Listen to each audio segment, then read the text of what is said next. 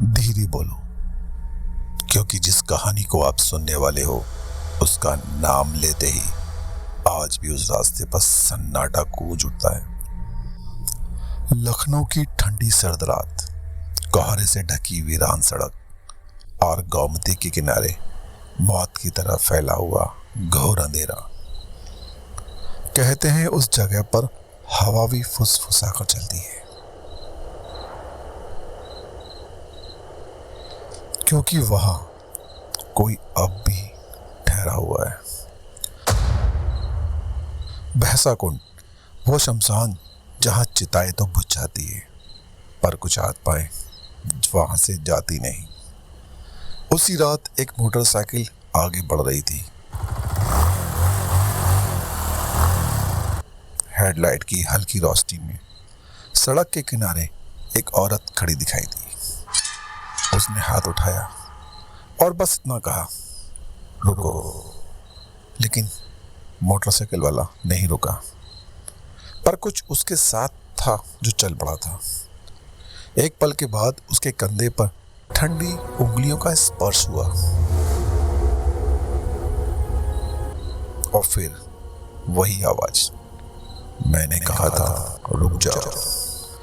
वो मुड़ा और समझ गया पीछे जो बैठा था वो कोई इंसान नहीं था।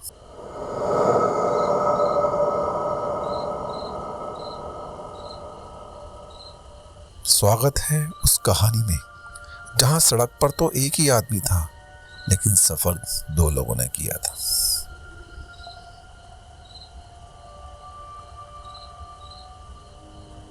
आज की घटना मुझे मेरे दोस्त ने बताई। इस बात की मैं गारंटी नहीं दे रहा कि सच है या झूठ, लेकिन जिस तरह की कहानी बताई गई थी उस ठंडी रात में उसके साथ कुछ ना कुछ तो जरूर हुआ था, ऐसा विश्वास हो जाता है। यह बात 1992-93 के आसपास की है, जब लखनऊ का ट्रैफिक आज की तुलना में बहुत ही कम था। उस समय शहर में अजीब सा सन्नाटा हुआ करता था, खासकर शाम और रात के बाद। उसी दौर में एक लड़का था, नाम था सुधीर। वो अलीगंज में IHM institute of hotel management में डिप्लोमा कर रहा था। अक्सर उसकी क्लासें देर रात तक चलती थी और जिसकी वजह से वो रात को ही अकेले अपनी मोटरसाइकिल पर घर लौटता था। वैसे सुधीर का घर बीरबल सहानी इंस्टीट्यूट ऑफ पेल बटनी में था, जिसे वहां के लोग बॉटनिकल गार्डन एरिया भी कहते हैं। रोज की तरह उस दिन भी क्लास देर से छूटी, लेकिन तब तक रात के 10 बज गए। सर्दियां शुरू हो चुकी थी, हवा में ठिठुरन थी, जिसकी वजह से उसके हाथ सुन्न पड़ रहे थे। सुधीर ने मन ही मन में सोचा, जब जल्दी घर पहुंचना है तो लंबा रास्ता क्यों लूं, शॉर्टकट ले लेता हूं। इसीलिए उसने गोमती नदी के किनारे दाहिने किनारे पर बनी बटलर रोड से जाने का निर्णय लिया, क्योंकि वो रास्ता छोटा था। लेकिन उस रास्ते की एक और पहचान भी थी, वहीं आके पड़ता था भैंसा कुंड शमशान घाट, जिसे लोग अक्सर बैकुंठ धाम भी कहते हैं। दिन में यह सड़क भले ही व्यस्त रहती थी, लेकिन रात होते होते वीरान हो जाती थी। ना स्ट्रीट लाइट, ना कोई आवाज, बस धुंध, ठंडी हवा और नदी के ऊपर तैरती नमी। सुधीर ने बिना ज्यादा सोचे समझे अपनी मोटरसाइकिल उस तरफ बढ़ा ली और तेजी से चल दिया। करीब 1 किलोमीटर आगे पहुंचते पहुंचते धुंध और गहरी हो गई। गाड़ी की हेडलाइट एकमात्र रोशनी थी सड़क पर। तभी शमशान घाट के पास रोशनी की किरणों में जो कोहरे पे छाई हुई थी, एक आकृति उभरी।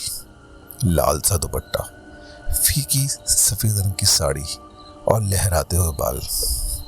वो औरत सड़क के किनारे खड़ी थी और सुधीर को देखकर हाथ हिलाकर उसे रुकने का इशारा कर रही थी। सुधीर के मन में पहला विचार आया, कहीं ये लुटेरों का जाल तो नहीं। उसने अपनी गाड़ी की स्पीड बढ़ा दी और बिना रोके आगे निकल गया। लेकिन तभी उसके बाएं कंधे पर किसी ने हल्के सी थपकी दी। उसका दिल जोरों से धक धक करने लगा। उसने कांपते हुए पीछे देखा तो उसका खून जम गया। पीछे वही औरत बैठी थी, जिसने सुधीर को रोकने का इशारा किया। उस औरत का चेहरा बिल्कुल भावहीन, जैसे कि चेहरे पे कोई एक्सप्रेशन नहीं, आंखें सुन्न और आवाज बहुत धीमी और ठंडी। तुम रुके क्यों नहीं? उसका इतना कहते ही सुधीर के शरीर में सनसनी दौड़ गई और अगले ही पल वो औरत धुएं की तरह गायब हो गई। मोटरसाइकिल पर अब कोई नहीं था, लेकिन सुधीर का दिमाग पूरी तरह से अब तक सुन्न हो चुका था। सुधीर ने कांपते हाथों से अपने बाइक का हैंडल पकड़ा और जैसे तैसे गाड़ी चलाते हुए घर पहुंचा। घर पहुंचते ही वो धम्म सी गिरा। उसे तेज बुखार चढ़ गया, चेहरा पीला और आंखें बहुत डरी हुई। जब परिवार वालों ने कारण पूछा तो टूटती आवाज में बस वो इतना ही कह सका, वो पीछे बैठ गई थी शमशान घाट के पास, पर लेकिन वहाँ कोई नहीं था।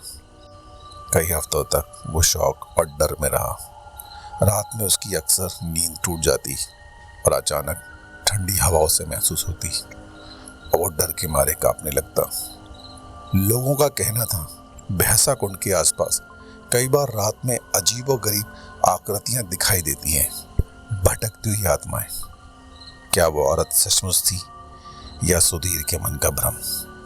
सुधीर ने भविष्य में फिर कभी उस रास्ते का इस्तेमाल नहीं किया, लेकिन वो आज भी कहता है सड़क खाली थी पर पीछे कोई था, लेकिन वो इंसान नहीं था। उस रात सुधीर घर तो पहुंच गया, पर उसके भीतर कुछ हमेशा के लिए टूट गया। बुखार, बेचैनी, डर और उन ठंडी उंगलियों का एहसास आज तक उसकी यादों से ज्यादा नहीं। उसने कसम खा ली कि वो उस रास्ते पर कभी वापस नहीं आएगा, लेकिन कहते हैं भैंसा कुंड की रातें किसी को इतनी आसानी से नहीं छोड़ती।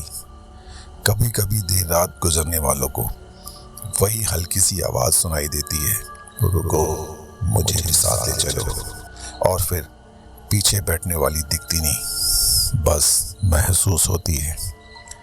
क्या वो औरत अब भी वही है या किसी और रास्ते पर किसी और सफर का इंतजार कर रही है? जवाब किसी के पास नहीं। बस इतना याद रखिए, अगर किसी सुनसान सड़क पर आधी रात पर कोई आपको रोकने को कहे तो पीछे मुड़कर मत देखना, क्योंकि हर सफर में हम अकेले नहीं होते।